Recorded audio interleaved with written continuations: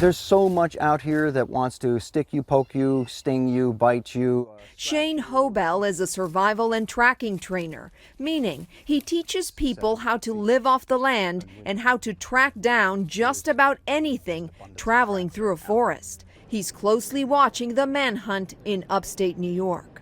These escapees are not survivalists that we know of, so what would they be doing? Well, you know, the number one rule is shelter. You got to get out of the elements.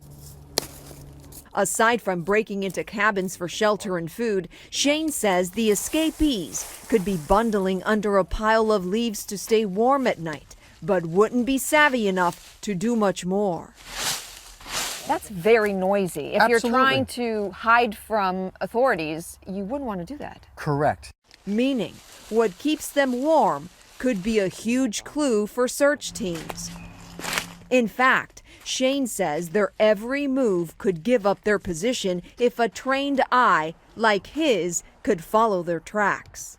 For example, take a close look at this area. It could look like nothing to an untrained eye.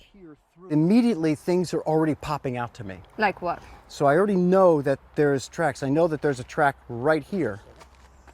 This has been pushed down. This group right here and this group has been pushed forward. Look at the color.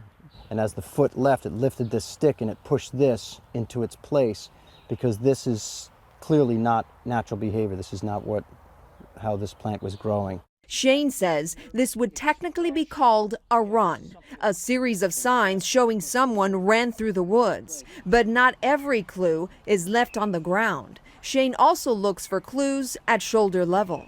If I moved here swiftly or a bit more with aggressive behavior, I may have moved it in such a way that it did grab itself.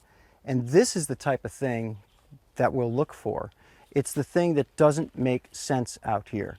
Even if authorities trace every track, the disturbance on greenery down below, or even branches up above, there's one other complicating factor, and that's the weather. Severe rain could erase tracks left behind.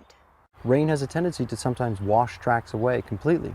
The recent heavy rains in the area could be helping the escapees stay one step ahead of authorities. But Shane says it's only a matter of time before they become desperate and make a mistake.